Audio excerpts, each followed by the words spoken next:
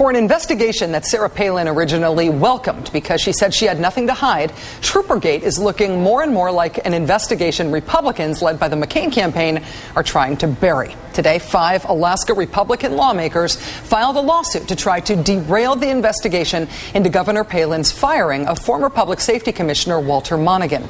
Today's lawsuit calls the Troopergate investigation, quote, unlawful, biased, partial, and partisan.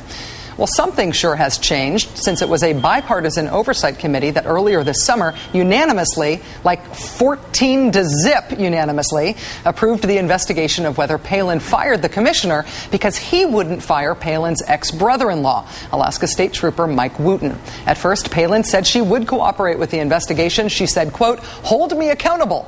But last night, the McCain campaign quashed that idea, saying, quote, the governor is not going to cooperate with that investigation so long as it remains tainted and run by partisan individuals that have a predetermined conclusion. Partisan individuals, predetermined conclusion? What part of the 14-0 bipartisan vote to investigate, welcomed by Governor Palin, is suddenly partisan and predetermined?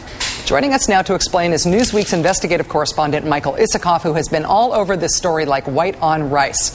Hi, Mike. Thanks for joining us again. Hi, Rachel. This lawsuit filed today. Is the McCain campaign behind these 5 Republican lawmakers suing to stop the investigation? Well, they say not, but it's very interesting. You quoted before Ed O'Callaghan, who was who merged yesterday for the first time publicly as a spokesman for the McCain campaign in Alaska. He's actually a lot more than that, and we report on this tonight on Newsweek.com. He is a former Justice Department prosecutor, top guy. He was until very recently the chief of Terrorism and National Security Unit at the U.S. Attorney's Office in New York. He left the Justice Department at the end of July and was flown to Alaska as part of a McCain campaign rapid response team to deal with the Troopergate investigation.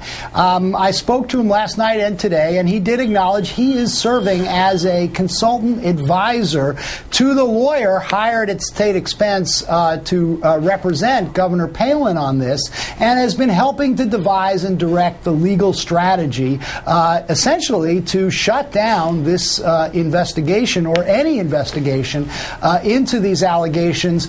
His position, the McCain campaign's position, is they are unwarranted. It's a biased, tainted matter. There's nothing here to investigate. I know that O'Callaghan was out today making the rounds, arguing that this shouldn't be before the legislature at all. It should be decided by the Personnel Board, this board of people who Governor Palin herself appointed. It seems to me like this shouldn't even be greeted as a serious proposal. It seems like the kind of thing that doesn't even pass the laugh test. But if nobody is there from the Democratic side or from the legislature side arguing publicly against them while they're arguing publicly for it in the national media, it seems like they're going to get away with arguments like this. Well, actually, the interesting wrinkle there, and this is sort of a fascinating legal maneuver.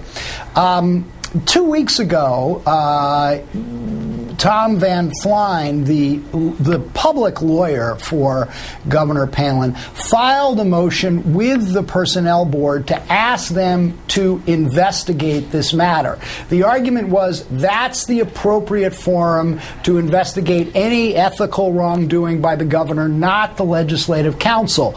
You know, they were saying, look, the governor's not afraid of an investigation, but we don't want it being done by the legislature. We want it being done by the Personnel Board, which critics point out is ultimately answerable to Governor Palin herself. But what was really interesting is less than 2 weeks later, i.e. yesterday, Mr. Van Flein, the governor's lawyer, with the assistance of Ed Callahan from the McCain campaign, filed a new motion with the Personnel Board saying there is no probable cause for the Personnel Board to conduct this investigation and therefore the motion to investigate should be dismissed. They filed a motion to dismiss their own motion to investigate. So I thought that was, if nothing else, a rather interesting legal maneuver. Michael Isikoff, investigative correspondent with Newsweek magazine. I have a feeling we're going to be seeing more of you and talking to you about this more. Thanks for joining us. Sure enough. I'm having flashbacks to Florida in 2000 with the Republicans having their heavies there, right? And the Democrats playing nice. Wow.